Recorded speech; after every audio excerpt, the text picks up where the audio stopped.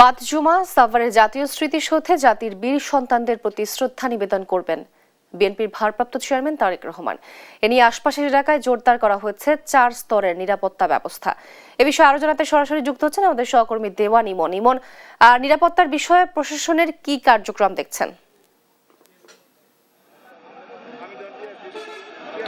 নিরাপত্তার বিষয় যদি বলি যে আজকে কিন্তু সাভারের জাতীয় স্মৃতিসৌধ এলাকায় 7 থেকে 8 শতাধিক পুলিশ সদস্য কিন্তু মোতায়েন রয়েছে আইন শৃঙ্খলা বাহিনীর সদস্যরা। এটি আমাদেরকে নিশ্চিত করেছেন সাভারের যিনি অতিরিক্ত পুলিশ সুপার রয়েছেন তিনি। এবং আমরা দেখছি যে সকাল থেকে কিন্তু বিভিন্ন পরিবহনে করে কিন্তু তারা এই যে স্মৃতিসৌধের যে সামনে যে ফটকটি রয়েছে এখানে এসে নেমে কিন্তু স্মৃতিসৌধের আশপাশের এলাকায় কিন্তু তারা অবস্থান করছে। এখন দেখছেন যে বেলা বাড়ার সঙ্গে সঙ্গে কিন্তু মানুষের ভিড় বাড়ছে জাতীয় স্মৃতিসৌধের যে প্রধান ফটকটি রয়েছে এখানে, এবং ভেতরে যারা আইন শৃঙ্খলা বাহিনীর সদস্য রয়েছে তারা কিন্তু আমরা দেখছি যে তাদের যে কার্যক্রমটি, যেহেতু আজকে জুমার পরেই তারেক রহমান এখানে আসবেন এবং বীর সন্তান যারা রয়েছেন জাতির তাদের প্রতি যে শ্রদ্ধা নিবেদন করবেন সেই উপলক্ষে কিন্তু এখানে এই আজকের এই নিরাপত্তার যে 4 স্তরের নিরাপত্তার বলয় কিন্তু আইন শৃঙ্খলা বাহিনীর পক্ষ থেকে তৈরি করা হয়েছে। আমরা দেখেছি যে পোশাকধারী আইন শৃঙ্খলা বাহিনীর পাশাপাশি কিন্তু সাদা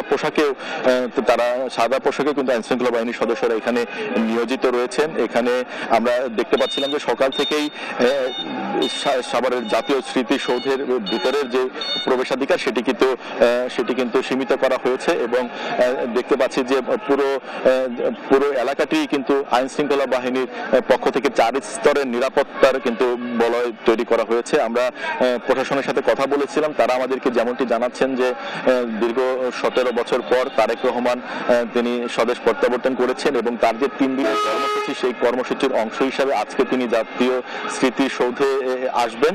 সেই উপলক্ষে তার এই স্মৃতিসৌধে আসা নির্বিঘ্ন করতে এবং যে আনুষ্ঠানিকতা রয়েছে সেটি যেন যথাযথভাবে তিনি সমাপ্ত করতে পারেন সেই উপলক্ষেই কিন্তু আইন শৃঙ্খলা বাহিনীর পক্ষ থেকে 4 স্তরের এই নিরাপত্তার বলয় তৈরি করা হয়েছে। পাশাপাশি স্মৃতিসৌধের গণপূর্তর যে সমস্ত কার্যক্রমগুলো রয়েছেন তিনি আসবেন উপলক্ষে সেটিও কিন্তু গণপূর্ত বিভাগ তাদের যে শেষ মুহূর্তের কাজ সেটি কিন্তু সমাপ্ত করছে। তো এই ছিল আমার কাছে জাতীয় স্মৃতিসৌধ থেকে সর্বশেষ।